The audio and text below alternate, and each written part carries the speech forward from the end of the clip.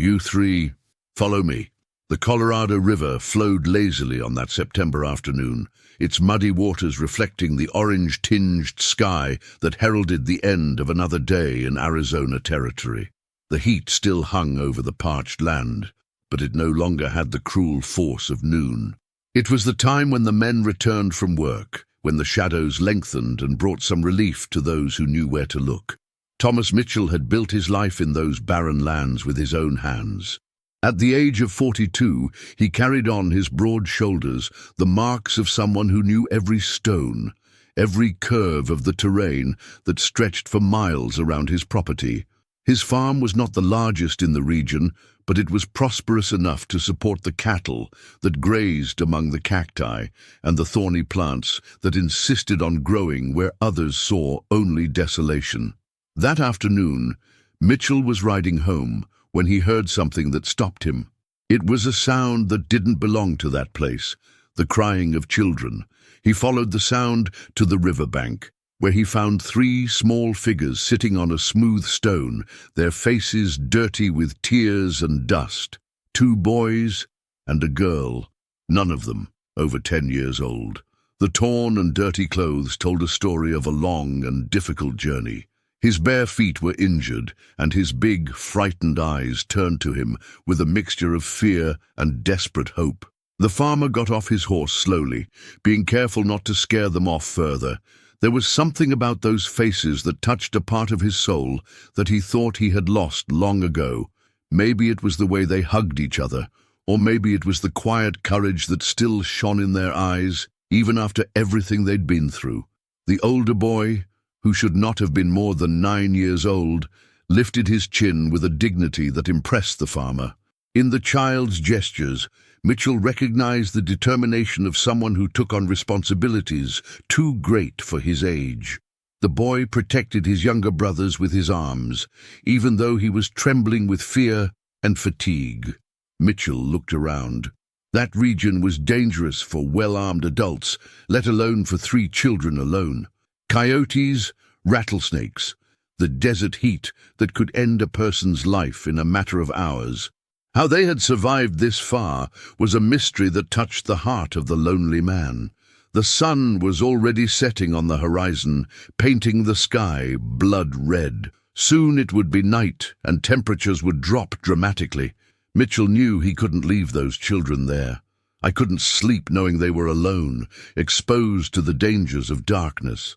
Through kind gestures and whispered words, the farmer discovered that they were named Samuel, Mary, and David. They were the children of a widow who was lost during the journey to the city. The children had been waiting for 2 days in the same place, obedient to their mother's instructions to stay there if they separated.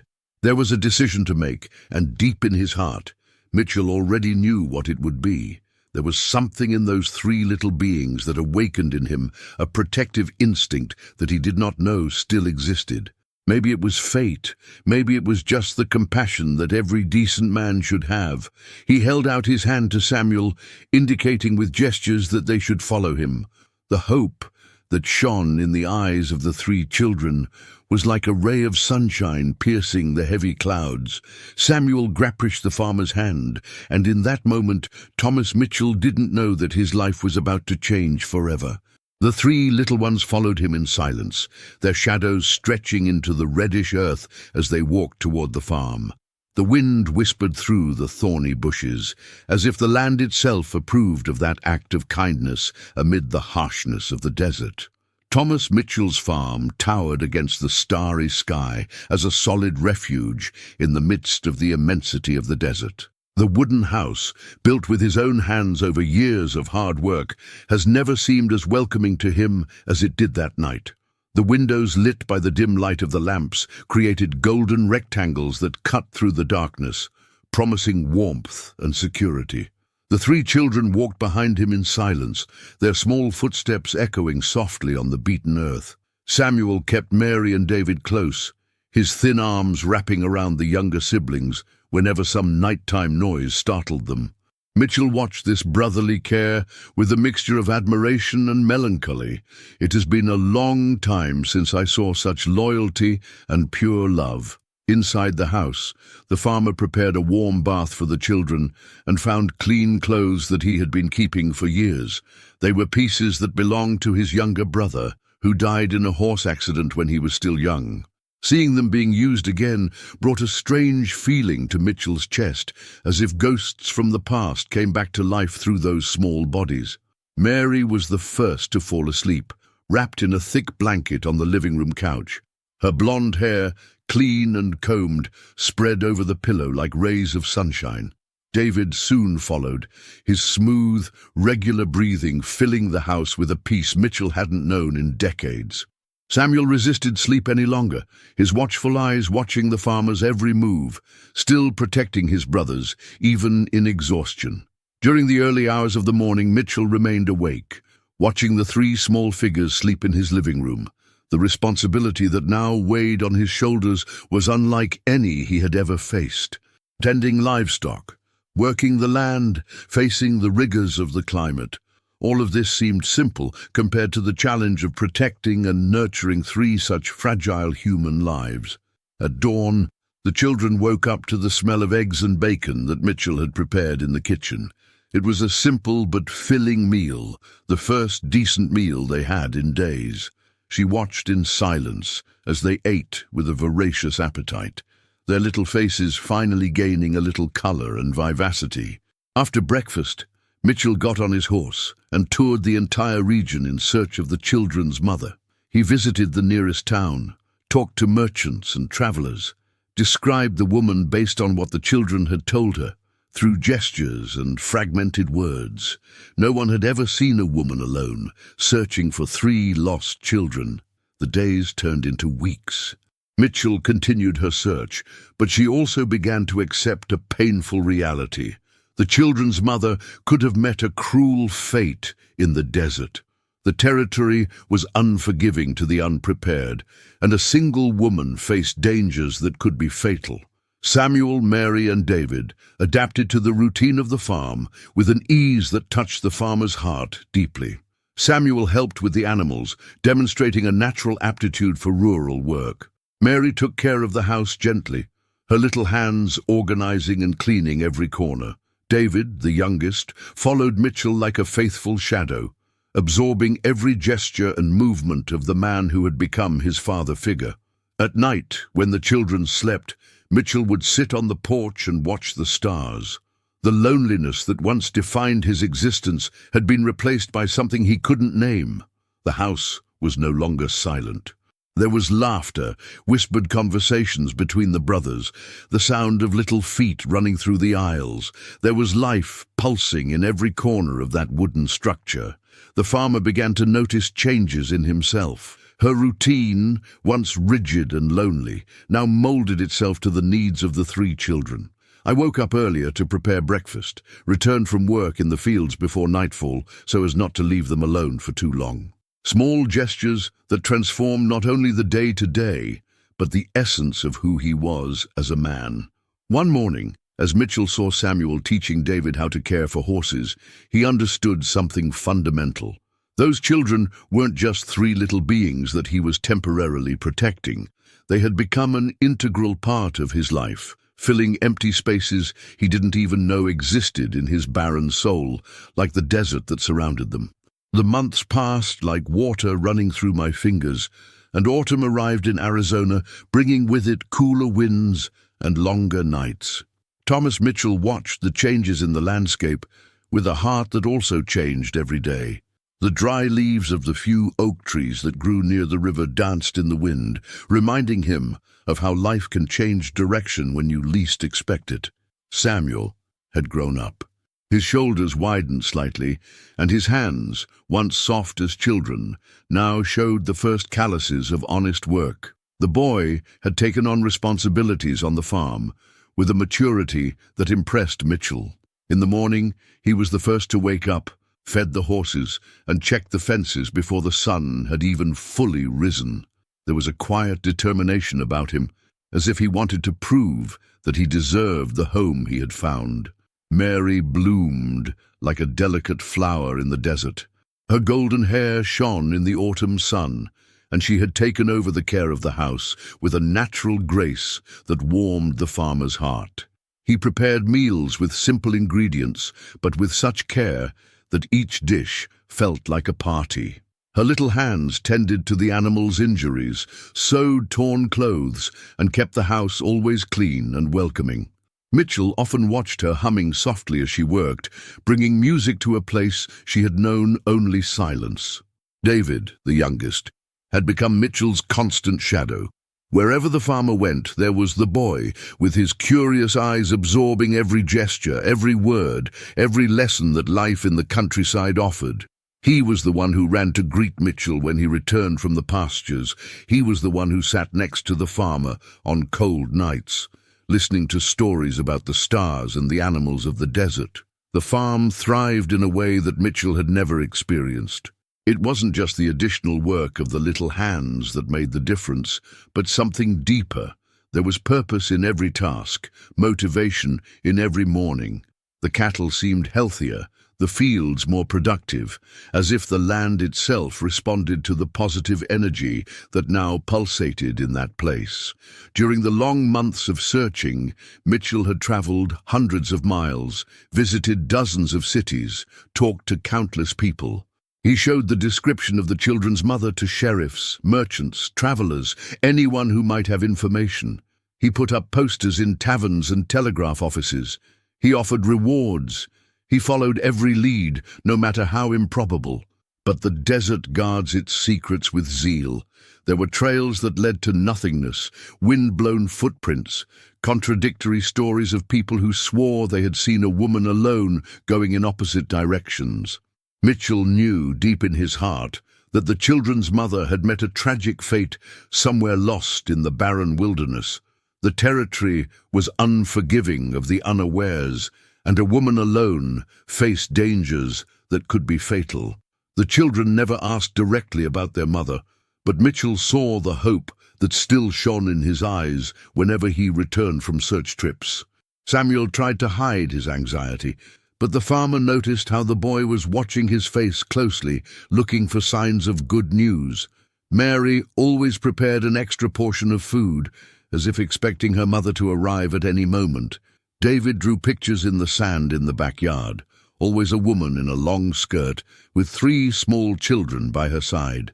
Winter arrived mild in that region, bringing occasional rains that temporarily turned the desert into a green carpet dotted with wildflowers. Mitchell had made a decision that had been maturing in his heart for months. He stopped making the search trips. The reality was cruel, but it had to be accepted. The children needed stability, a permanent home, someone who was always there. A special morning arrived when Samuel managed to tame a young foal that had been born on the farm. The boy worked with patience and gentleness, just as Mitchell had taught him. Seeing the boy riding the animal, his face radiating pride and joy, filled the farmer with an emotion he had not felt for a long time. It was more than satisfaction for a job well done. It was the paternal pride of seeing a child grow and develop under his care. Mary surprised everyone by revealing a special talent for healing.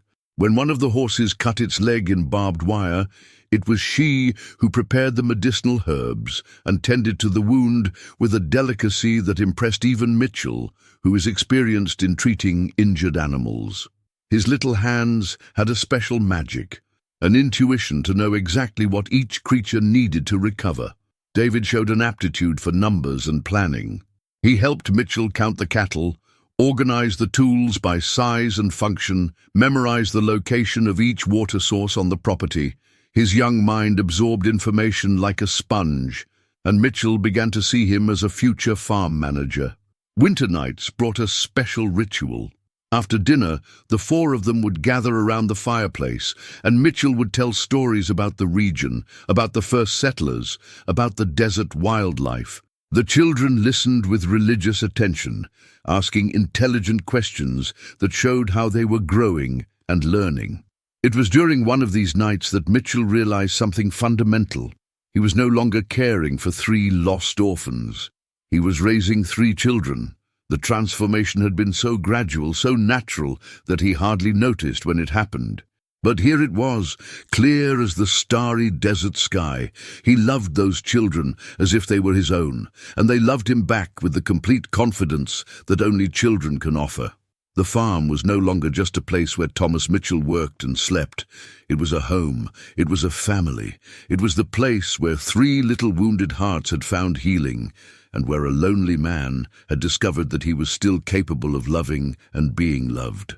The farmer looked to the future with a clarity he hadn't had in years. Those children would need education, opportunities, a respectable name to carry, and he was determined to give them all that and more. But first, there was something that needed to happen, something that would change their lives forever. The spring of 1874 arrived in Arizona with an explosion of color that turned the desert into a temporary garden. Wild flowers sprouted among the cacti, and the air bore the sweet scent of plants blooming after the March rains. Thomas Mitchell observed this renewal of nature with a heart that also flourished in ways he never imagined possible. Nearly a year had passed since she found the 3 children crying on the bank of the Colorado River. Samuel was now 10 years old and had become an exemplary young worker. His muscles had strengthened with daily work, and he had taken on responsibilities that many grown men would find challenging. He was the one who checked the furthest fences, who tended the sick horses with patience and competence. Mitchell watched him with paternal pride, seeing in this boy the future of everything he had built. Mary, at the age of 8, had become a little lady of the house. His cooking skills impressed his closest neighbors, who occasionally visited the farm. She prepared breads that turned golden and soft, stews that warmed the soul on cold nights, and simple but delicious desserts made with berries she collected from the surroundings of the property.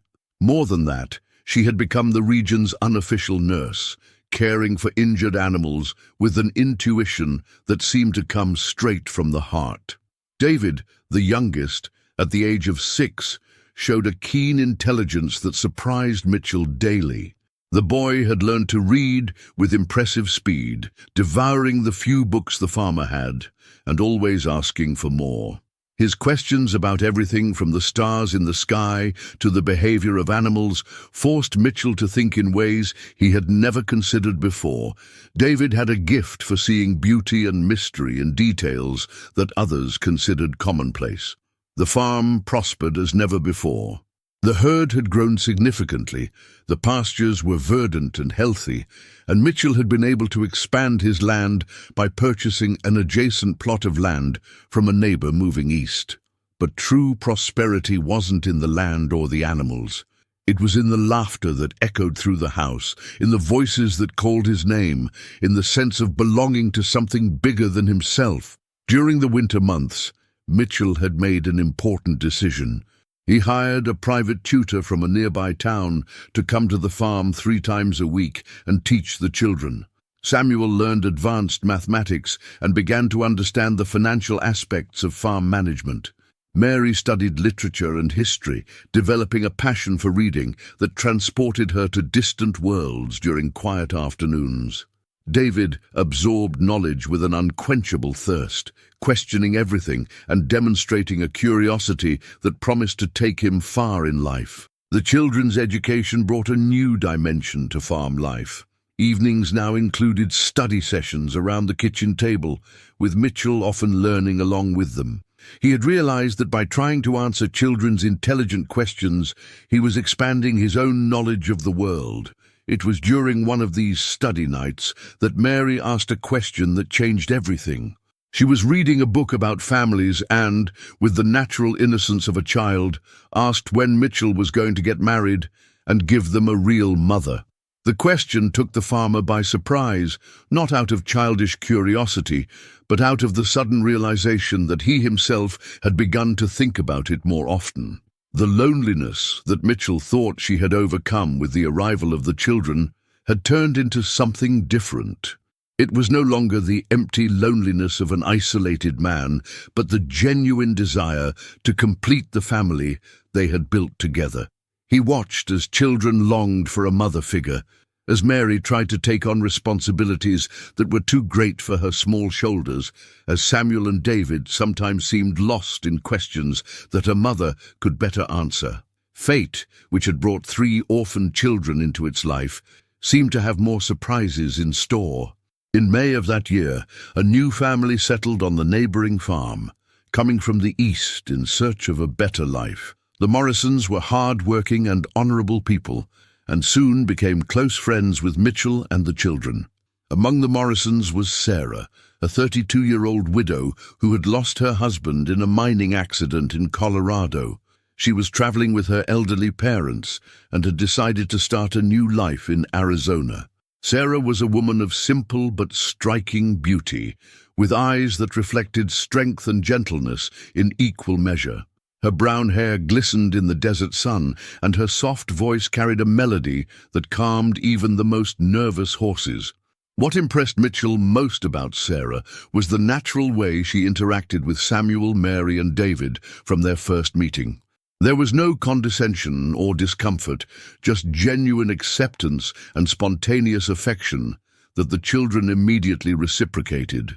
Mary, especially, seemed to flourish in Sarah's presence, following her like a shadow whenever the woman visited the farm. Sarah had lost a young son to a fever while still living in Colorado, and Mitchell noticed how she looked at her 3 children with cautious but deep love, as if afraid to get too attached and suffer again. But the children, with their natural innocence, broke down all the barriers Sarah had built around her heart. Visits between the 2 families became more frequent. Sarah helped Mary with the more complex housework, teaching her family recipes and sewing techniques. He talked to Samuel about his plans for the future, encouraging him to dream big. I read stories to David, feeding his thirst for knowledge with infinite patience. Mitchell watched these interactions with a heart that was filled with joy and at the same time with a deep longing. It had been a long time since he had felt the gentle presence of a woman in his life, the delicate touch that transformed a house into a true home. Sarah brought it naturally, effortlessly, as if she had always belonged here. During a harvest feast organized by the local community, Mitchell noticed that Sarah was watching him with the same discreet attention with which he watched her. There was something in her eyes, a timid curiosity mixed with genuine interest, that made the farmer's heart race in a way that hadn't happened in decades. Nature has taken its natural course. Conversations that began on practical subjects, crops, animals, children's education, gradually deepened into more personal topics. Mitchell talked about her lonely life before the arrival of the children, about how they had transformed her existence. Sarah shared her grief over the loss of her husband and son, her struggle to rebuild her life in uncharted territory. One September night, when the stars shone with crystal clarity in the cloudless sky, Mitchell and Sarah walked through the farm's fields while the children slept in the house. The silence between them was comfortable, loaded with mutual understanding and unexpressed possibilities.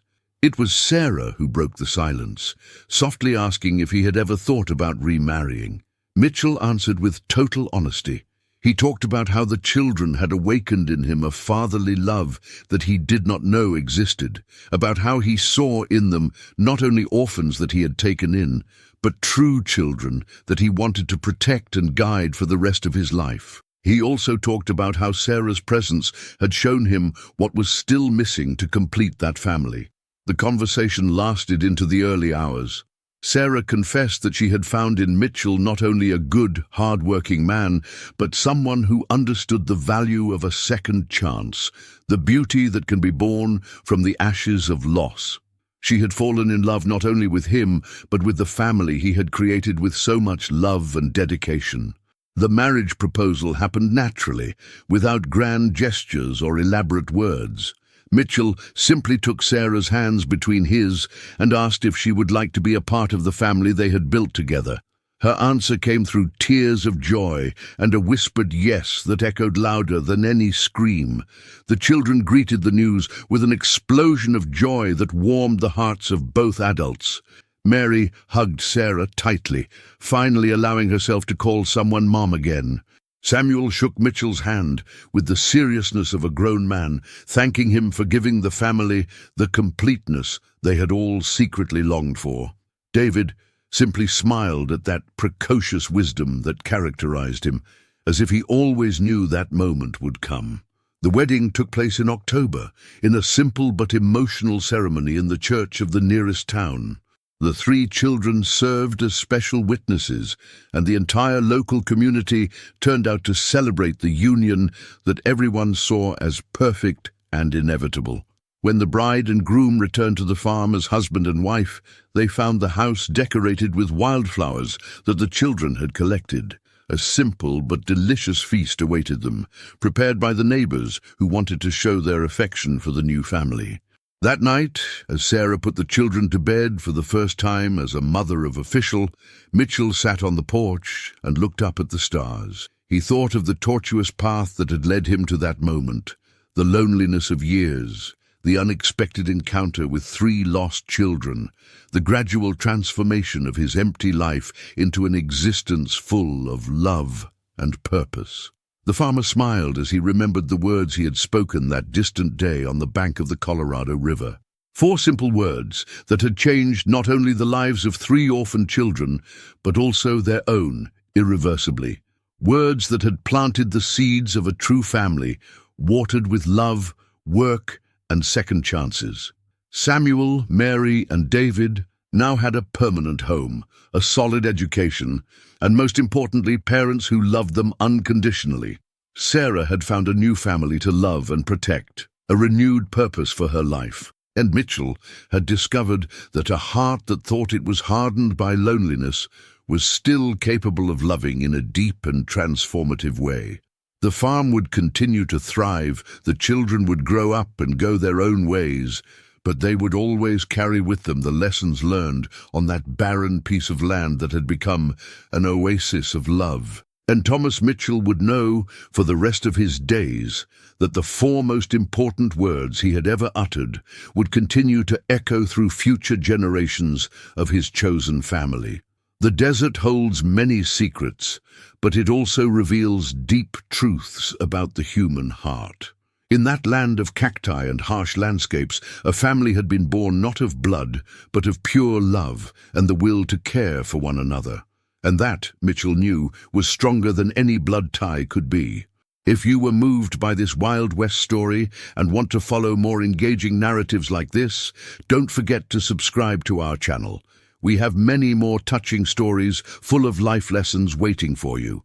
Activate the notification bell so you don't miss any episodes. Your subscription helps us continue to bring you quality content about the fascinating world of the American Western.